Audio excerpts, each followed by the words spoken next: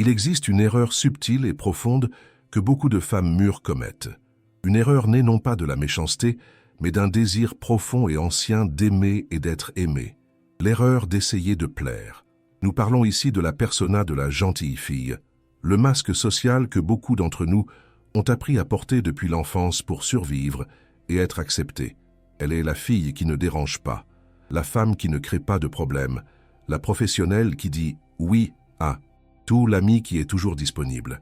Et ce masque, comme nous l'a enseigné Carl Jung, fut un jour un bouclier qui nous a protégés. Mais pour la femme mûre, après 40, 50 ans, ce bouclier se révèle pour ce qu'il est vraiment, une prison dorée. Le coût caché du maintien de cette persona est immense. Elle aspire votre énergie vitale, vous déconnecte de votre intuition, de votre vérité, de votre âme sauvage. Il faut avoir le courage de différencier la gentillesse qui naît de la force de la gentillesse stratégique, qui naît de la peur. Être authentiquement aimable est un débordement. C'est l'acte de celle qui a tant dans son propre puits qu'elle peut offrir de l'eau fraîche aux autres sans se vider. La gentillesse stratégique, d'un autre côté, est une monnaie d'échange. C'est l'utilisation de l'amabilité comme un bouclier pour éviter les conflits, pour se protéger du rejet, ou plus profondément, pour éviter la confrontation avec sa propre ombre, avec sa propre colère, avec son pouvoir, avec son intensité. Le premier pas vers la liberté et la conscience, c'est commencer à s'observer soi-même comme le personnage d'un film. L'invitation est d'ouvrir un journal de la persona dans votre esprit. Commencez à noter, avec la curiosité d'une scientifique de l'âme et sans aucun jugement, dans quelle situation et avec qui ce personnage gentil apparaît-il le plus? Est-ce avec votre chef, avec votre mère, avec votre partenaire? Quels sont les déclencheurs émotionnels qu'il appelle sur scène? Est-ce la peur d'être critiqué? Est-ce la peur d'être abandonné? Observez simplement, nommez simplement. Les signes que votre persona, et non votre âme, est aux commandes, se ressentent dans le corps. Vous êtes-vous déjà senti inexplicablement épuisé après un simple déjeuner avec des amis, comme si vous aviez couru un marathon? Vous surprenez-vous à plusieurs reprises à reporter vos propres désirs, vos petits plaisirs, pour ne pas déranger ou décevoir les autres? Avez-vous du mal à savoir ce que vous voulez vraiment, car vous vous êtes habitué à vous modeler sur les désirs des autres? Ce ne sont pas des traits de votre personnalité. Ce sont les échos d'une identité fracturée, les signes que l'énergie qui devrait nourrir votre vie est dépensée pour soutenir un masque. Pour déconstruire la persona de la gentille fille, nous devons avoir le courage de regarder la faim qui la nourrit. Et ce que la plupart d'entre nous ne réalisent pas dans notre course quotidienne pour plaire, c'est que ce désir est rarement à propos de l'autre. Il ne s'agit pas de rendre l'autre personne authentiquement heureuse. Il s'agit de notre tentative désespérée de faire taire une voix cruelle qui habite en nous, une voix qui murmure sans cesse que nous, par nous-mêmes, dans notre essence, ne sommes pas suffisantes, ne sommes pas dignes d'amour. Plaire devient le remède que nous utilisons pour anesthésier la douleur de cette croyance. Cette blessure du non-mérite, comme le révèlent d'innombrables témoignages de femmes mûres sur des forums et des communautés en ligne, qui sont nos cercles modernes autour du feu, a souvent sa racine profonde dans l'enfance. C'est la blessure de l'enfant qui a appris très tôt que l'amour et la sécurité étaient conditionnels. Conditionnels à son bon comportement, à son silence, à ses bonnes notes, à sa capacité à ne pas déranger. Et ainsi, nous grandissons avec un programme installé dans notre subconscient. Pour appartenir, pour être aimé, je dois performer, je dois être gentille. Dans la psychologie de Carl Jung, cette dynamique est la manifestation de l'ombre de l'archétype de l'orphelin. L'orphelin est la partie de nous qui se sent fondamentalement seule, déconnectée, sans tribu. Et sa plus grande peur est celle de l'abandon. Dans son ombre, l'orphelin, pour ne pas être abandonné, est prêt à tout faire pour appartenir. Il nous amène à accepter des relations qui nous diminuent, des amitiés qui nous drainent et des dynamiques familiales qui violent nos valeurs les plus profondes. Tout cela pour une seule et désespérée raison, ne pas rester seul. C'est la voix de l'orphelin qui nous fait ravaler nos vérités pour être acceptés à la table des autres. Si reconnaître la voix de cet orphelin intérieur vous apporte une nouvelle clarté sur vos propres schémas, si cela vous aide à vous sentir moins coupable et plus consciente, je vous invite à vous abonner à la chaîne et à donner votre like. C'est un geste qui renforce notre communauté de femmes qui s'éveillent à leur propre force. Le chemin pour guérir cette blessure et pour apaiser la faim de l'orphelin ne passe pas par de grands exploits, mais par un processus de réécriture interne. C'est l'acte de commencer à nourrir notre propre mérite de l'intérieur à travers des micro-actes d'auto-affirmation quotidien. Chaque fois que vous honorez un petit désir qui est le vôtre, que vous exprimez une opinion avec calme et sans vous excuser, que vous consacrez 10 minutes à un plaisir qui n'est qu'à vous, sans culpabilité, vous envoyez un nouveau message à votre subconscient. Vous êtes, lentement et avec constance, en train de reprogrammer l'ancienne croyance selon laquelle l'amour doit être acheté avec votre bon comportement. Vous vous enseignez à un niveau cellulaire que vous êtes déjà digne avant de faire quoi que ce soit pour plaire. Après avoir reconnu la faim d'approbation qui nous habite, nous devons regarder comment cette faim se manifeste dans nos relations. Et ici, la femme mûre commet une erreur fatale, née de l'une de ses plus grandes vertus, l'empathie. Notre société, pendant des siècles, nous a vendu une version déformée du féminin, l'idée qu'une bonne femme est une aidante inconditionnelle, un puits sans fond de compassion et de sacrifice. Et cette idée est devenue un piège qui nous mène à l'épuisement, au ressentiment et à la perte de nous-mêmes, tandis que nous essayons de sauver tout le monde autour de nous. Il faut avoir le courage de regarder ce qui se passe lorsque notre capacité empathique n'a pas de frontières. Elle devient une porte ouverte à la contagion énergétique. Vous devenez une éponge émotionnelle, absorbant sans discernement l'anxiété de votre partenaire, le stress de votre chef, le drame de votre ami. Et, à la fin de la journée, vous vous sentez lourde, fatiguée, irritée, sans même savoir ce qui est à vous et ce qui est à l'autre. Vous croyez que vous aidez, mais en réalité, vous ne faites que vous noyer avec eux. La femme qui est dans son voyage d'individuation apprend à pratiquer la protection psychique. Elle commence à visualiser ses frontières énergétiques, non pas comme un mur de briques qui l'isolerait, mais comme une membrane semi-perméable, comme la membrane d'une cellule vivante. Elle visualise autour de son corps une sphère de lumière dorée, et elle donne à cette membrane une instruction claire. L'amour, la joie et la connexion authentique peuvent entrer et sortir librement. La peur, le drame et le stress, qui ne sont pas les miens, sont réfléchis vers leur source, avec amour. C'est un acte de souveraineté, non d'égoïsme. Et cette pratique nous permet d'incarner le véritable archétype de la guérisseuse, non celui de la sauveuse. La sauveuse, mue par son propre complexe d'infériorité, a besoin que l'autre soit faible pour qu'elle puisse se sentir forte et nécessaire. Elle crée la dépendance. La véritable guérisseuse, d'un autre côté, sait que la guérison ne vient pas du sacrifice, mais de l'intégrité. Elle s'assure que sa propre coupe déborde en premier. Et la guérison qu'elle offre ne vient pas de faire quelque chose pour l'autre, mais de la force et de la cohérence de sa propre présence.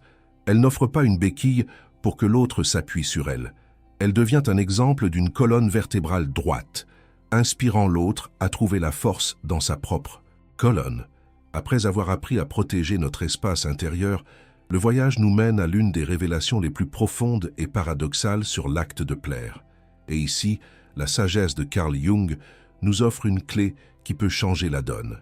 Pensez un instant à cette personne dans votre vie que vous ressentez le plus la compulsion de plaire, celle dont vous craignez le plus le jugement, dont la désapprobation vous cause une panique subtile.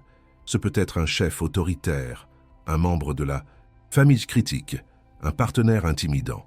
Jung nous enseignerait que fréquemment cette personne que nous craignons tant de déplaire porte de manière explicite exactement l'énergie, la qualité que nous-mêmes avons réprimée et emprisonnée dans notre ombre. L'invitation ici est un exercice du miroir. Avec votre psyché, choisissez une de ces personnes dans votre esprit et, avec une honnêteté brutale, listez 3 de ces caractéristiques qui vous intimident le plus. Est-ce sa confiance en soi inébranlable, son assertivité, sa liberté apparente de ne pas se soucier de l'opinion des autres? Maintenant, tournez le miroir vers vous-même et réfléchissez. Où, dans votre vie, avez-vous renoncé à ces mêmes qualités pour être la gentille fille? Où avez-vous ravalé votre assertivité pour ne pas créer de conflit?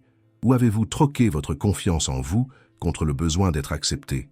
Et qu'est-ce que cela révèle sur vous? Que le malaise, l'intimidation que vous ressentez n'est pas réellement à propos de l'autre. C'est l'écho douloureux de votre propre force non vécue. La présence de cette personne sert de rappel constant du pouvoir que vous-même avez abandonné, et votre désir de lui plaire devient une tentative désespérée d'apaiser le potentiel que vous craignez d'assumer, de faire la paix avec le fantôme de la femme puissante que vous pourriez être, mais que vous n'avez pas encore eu le courage de devenir. Si cette vision, celle que les personnes qui vous intimident le plus sont en réalité des messagères secrètes de votre propre force, vous offre une nouvelle et puissante façon de voir vos relations, envisagez d'activer la cloche de notification. Ainsi, vous ne manquerez aucun chapitre de ce voyage de réintégration de votre pouvoir. C'est ici que nous pouvons inverser le jeu. Au lieu de continuer à apaiser cette personne, le travail consiste à commencer à intégrer cette énergie de l'ombre de manière constructive dans votre propre vie. Il ne s'agit pas de devenir une copie d'elle, mais d'utiliser son énergie comme inspiration. Si son assertivité vous dérange, l'invitation est de pratiquer un petit et authentique acte d'assertivité dans un domaine sûr de votre vie. Si sa liberté vous intimide, l'invitation est de programmer 1 heure dans votre semaine qui ne soit qu'à vous, non négociable.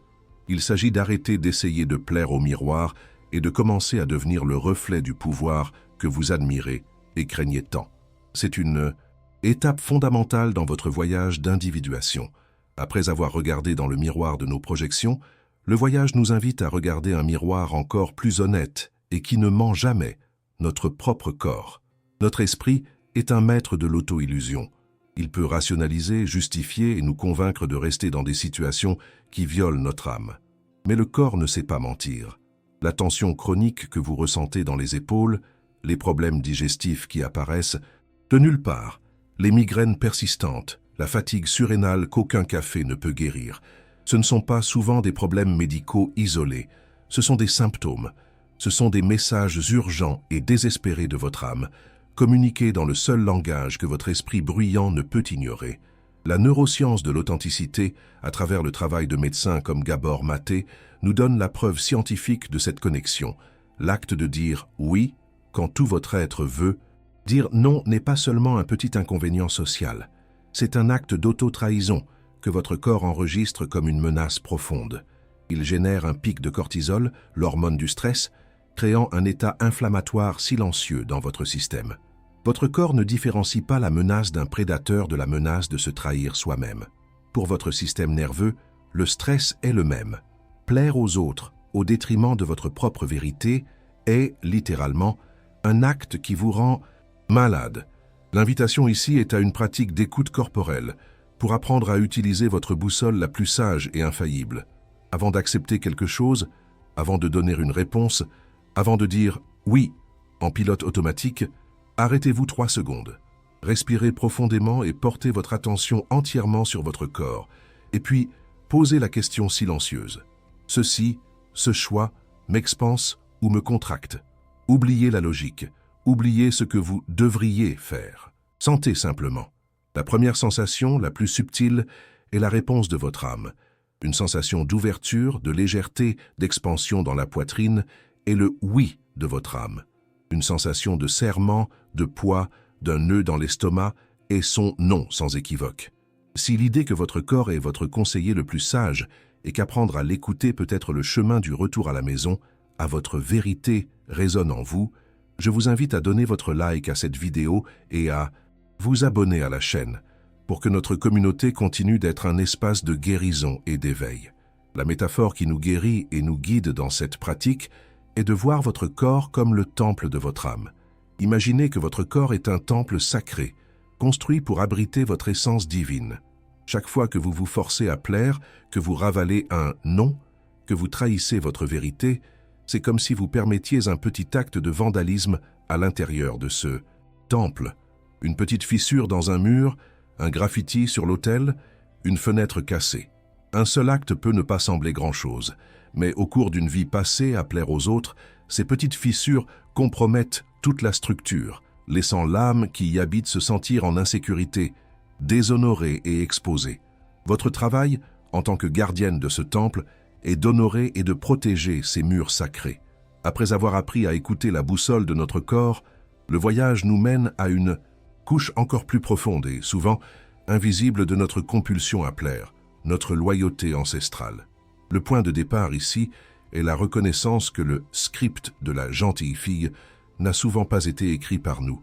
C'est un héritage émotionnel féminin, un pacte silencieux passé des grands-mères aux mères et des mères aux filles. C'est le scénario non dit que être une bonne femme est synonyme de sacrifice, de silence, d'abnégation, de placer les besoins de tous avant les siens.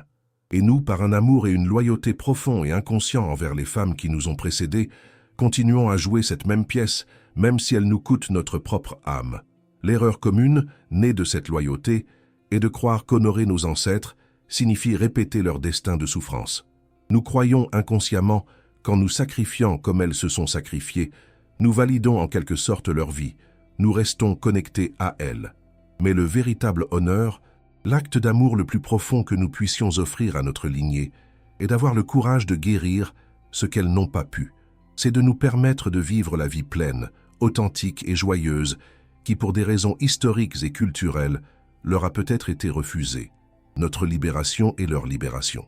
La guérison de ce pacte peut être initiée par un rituel de libération symbolique. L'invitation est que vous, dans un moment de silence, écriviez une lettre à la lignée féminine de votre famille, à votre mère, vos grands-mères, vos arrière-grands-mères. Dans cette lettre que vous n'avez pas besoin d'envoyer, vous commencez par la gratitude. Remerciez pour la force, pour la résilience, pour tout ce qu'elles ont fait pour que vous puissiez être ici aujourd'hui. Et puis avec tout l'amour et le respect de votre cœur, déclarez votre liberté. Écrivez « Je vous honore, je vous vois » et, avec votre bénédiction, je me libère du pacte du sacrifice. Je choisis, en l'honneur de vous toutes, un nouveau chemin d'authenticité et de joie. Ce que la psychologie systémique et les constellations familiales nous enseignent, c'est que cet acte n'est pas seulement poétique, il a un effet énergétique réel. En guérissant ce schéma en vous-même, vous ne vous libérez pas seulement. Vous devenez un point tournant dans votre lignée. C'est comme si vous envoyiez une vague de guérison énergétique vers l'arrière, libérant vos ancêtres de la répétition de leur schéma à travers vous, et aussi vers l'avant, dégageant le chemin pour que les futures générations de votre famille puissent naître dans un champ de plus grande liberté et permission. Votre acte de courage n'est pas seulement pour vous, il est pour toutes. Après avoir honoré et nous être libérés de notre loyauté ancestrale, le voyage nous mène à l'épanouissement de notre maturité, au couronnement de la reine. Pour quitter, une fois pour toutes, le rôle de la personne qui plaît, nous devons, consciemment, réintégrer notre masculin intérieur, notre animus dans sa forme positive, comme nous l'enseigne la psychologie jungienne.